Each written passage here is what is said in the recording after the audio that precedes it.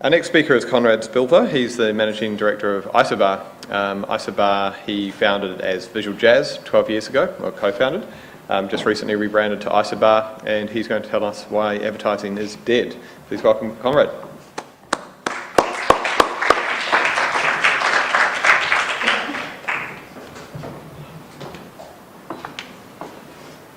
Cool, thanks. Thanks, Tim.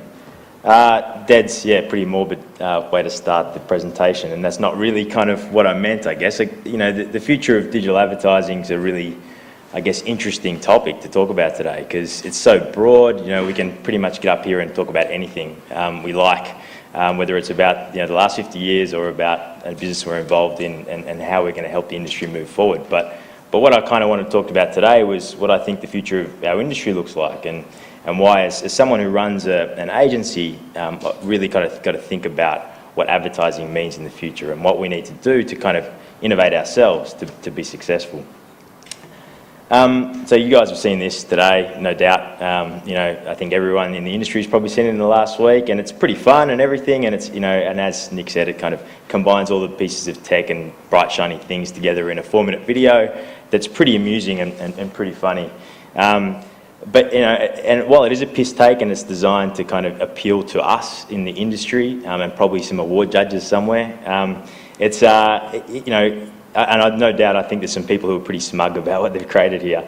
But it just proves to me, I think, that the industry kind of just doesn't get it. The traditional agencies and traditional marketers, technology is not in the foreground. It's not there to be a stunt or an activation or something that's going to create a bit of noise and win it, like to be in a case study or win an award. It's supposed to be in the background. Technology is really about helping people's lives become better. For it to be more intuitive, more useful, sort of more delightful, more rewarding, and using technology to connect with a brand or an experience or a service. And that's really what I think technology is and what the future needs to be. But what I do love is this piece of technology. I don't know if you guys have seen this. This is not an advertising campaign. This was a project for Nerds for Nature in the US, their Monitoring for Change project. And the piece of tech here is a metal bracket, which is on top of all of their signs. They've posted around, I think it's Mount Diablo National Park. So there was a fire that went through this park late last year. And they've created this regeneration project, and they're using the power of people to take photographs at all of these points, all of these sites around the park, to monitor the regeneration of growth over time. So all you need to do is put your smartphone or a camera or whatever you want in that bracket, in that spot, take a photo. Using the GPS on that device, it'll tell you where you are. You just need to hashtag that it is for this project. It'll combine it all together, stitch it all together, and create a time-lapse photo over time of the regeneration of the park, which is pretty amazing and a pretty awesome piece of tech. So I think, whilst I sort of said, advertising, will it die, will agencies die? For me, when I think about it, the agency model today is kind of endangered, especially when you pigeonhole yourself as a digital agency, because there's no real digital bolt-on ideas anymore. It's not about creating that integrated campaign or creating the digital component to what a big above-the-line idea is. What we need to do now, and what digital has allowed us to do over the last 10 years, is get an innate understanding of people and human behaviour. And I think it's agencies or businesses really, that understand human behaviour and understand the power of digital and technology and what they can do and how that intersects together that'll be successful, and that'll be what clients really need. Because clients know that that's where you're going to be able to provide real value for your customers. You're going to provide real value for your business. You're going to be able to innovate in the right way to create cost efficiencies. And for me, it's about then looking at what's the single truth for why a brand or product or service exists. And it's not about creating the advertising to tell you what that single truth is. It's about creating amazing experiences with that. This has always been a two-way communication in advertising between people, us, humans, not audiences or consumers, but people, and the desirability of something and the want or the need and the behaviours that we have. And with businesses, and the viability of providing a product or service that can cater to someone's needs or behaviours or wants. And what advertising's done is they've been really good at creating this kind of emotive innovation in between the two, through great branding, through great activations, great campaigns, great ideas, etc., to get people to want and desire the product or service. And what we've got now and what we've had over that's been, I think, fast-tracked, especially over the last decade and will be in the future, is that technology is just so accessible now, that the feasibility of being able to deliver this product or service is much quicker and much easier. We can create process innovation between a business and technology, the feasibility of getting it to people quicker. Or we can create functional innovation between people and technology as well, about improving people's experiences and lives and what technology can bring. And it's really that kind of point in the middle, this experience area, this experience innovation, that really I think as agencies, as businesses, we need to concentrate on, rather than spending all of our time and effort in bright, shiny things in creating advertising campaigns. And to do that, you need a real human-centric focus. So, Gossage said it much better before me, that it's not about target audiences, it's not about shooting the fish in the barrel. It's about really understanding what humans want, and not talking about passive audiences, not talking about 16 to 35-year-old males and they play Xbox and they do this and do that, or 50-year-old females and they shop on Etsy, etc., etc. It's about human behaviour, because behaviour transcends demographics. It's about understanding what's important to people and what they want, and then designing around that experience. And design is an amazing word that advertising doesn't use enough, I think, because design is around designing around the experience, or designing the right product, or designing the right service, to validate that service or product or idea, and to make sure it's the right thing for what humans want. Because of that, I think, and I'm being pretty morbid here, but market research is pretty flawed too. What we've traditionally done by putting out a survey to 1,500 people and calling it a sample size, or doing 2 or 3 market focus groups and going, oh, that's got to be blue because that's what people want. It's flawed. We need to really understand people in the wild. We need to get all David Attenborough on our audience and walk a mile in their shoes and find out exactly how they're going to interact with that technology. Because as Kimberly said, you're not going to know. If people are going to change, they're going to be annoyingly different to what you expect them to be. And we really need to, as agencies, we need to understand them better and become more human in how we design things around them. And why I think the agency model is a bit endangered is because the big idea, no doubt, people today have discussed, it's about idea first and technology second, and big ideas, big organising ideas do play a role, and they definitely play a role in advertising, of course. But if you just think about the money and the time and the energy that's spent in creating these big ideas and these what I call liabilities, really, because they're stunts and they're activations and they're campaigns that we spend a huge amount of money and time on, plus we amplify it with media and PR and everything else and a industry that goes around it, instead of building assets or building things that are actually really useful, or things that actually can improve people's lives or make a product or service better, that we actually want to actually use and have as part of our lives, to be able to connect with a brand rather than be told that that's what we need. And I think that's a huge opportunity for us. But that's hard. It's bloody hard to do. And Nick will attest to that as well. Having helped startups, they need to do this, and they need to try and fail really quickly to make sure that they can do that, to provide these useful things. And that's why lots of companies, they're kind of trying to cheat R&D and innovation by investing in startups because they can't do it themselves.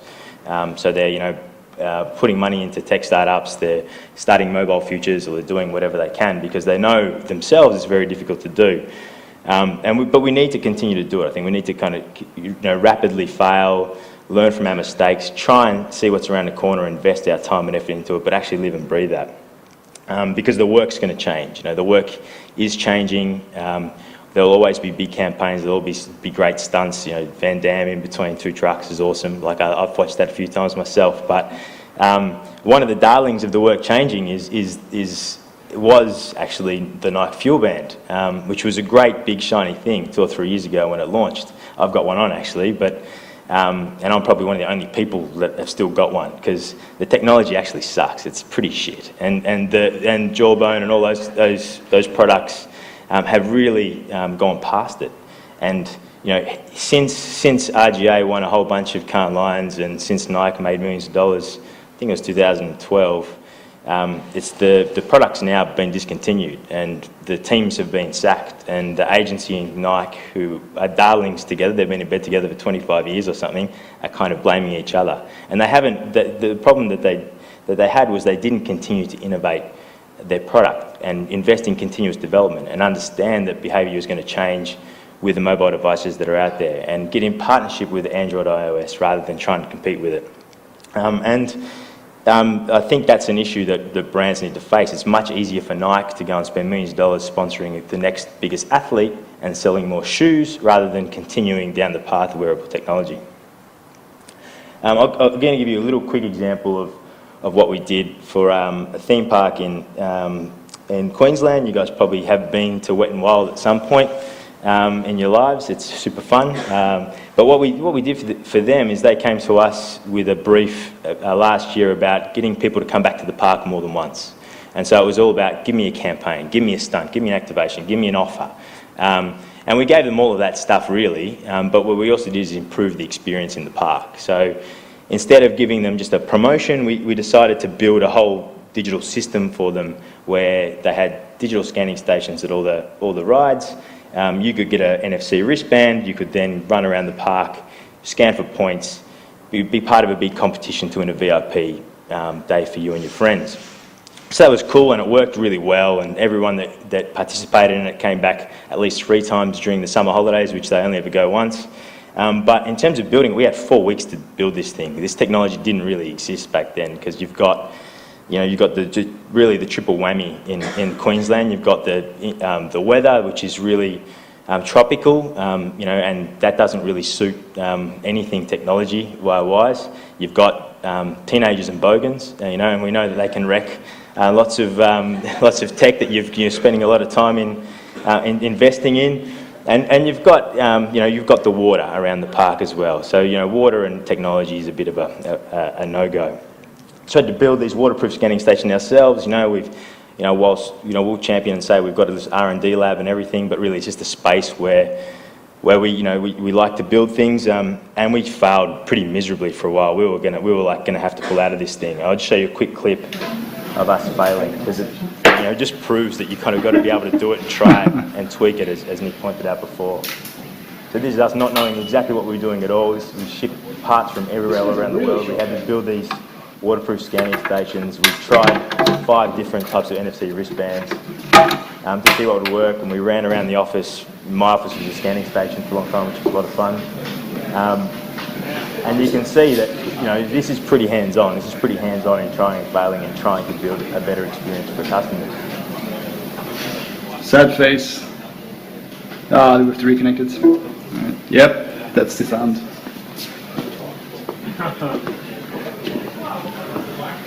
Oh shit, failed.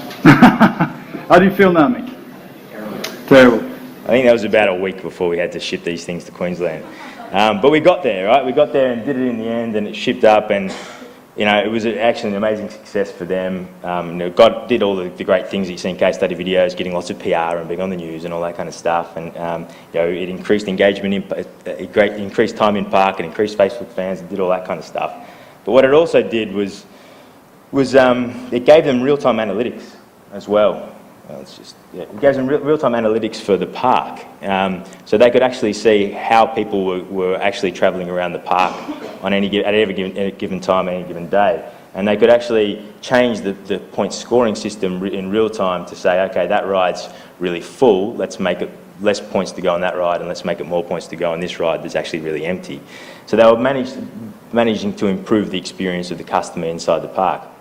And what we've also been able to do since then is add splash cash to it, so you can add dollars to it, so you don't have to have your wallet or money or anything with you, and also be able to access lockers, etc., etc. So they've now taken that technology and they've used it in their Sydney park as well. I think this is frozen on me, but yeah, this looks like I've frozen it. But that's what I wanted to sort of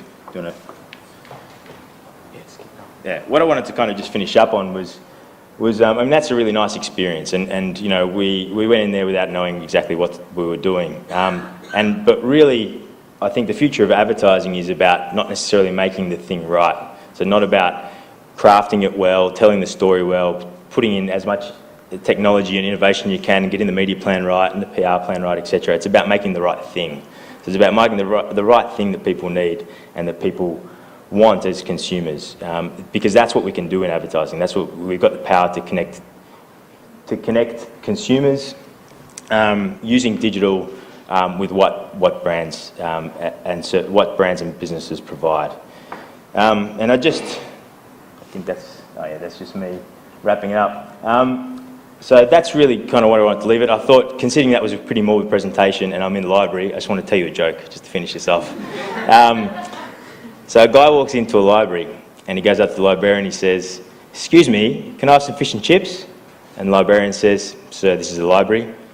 So he goes, "Oh, sorry, excuse me, can I have some fish and chips?" Anyway, thank you, that's me.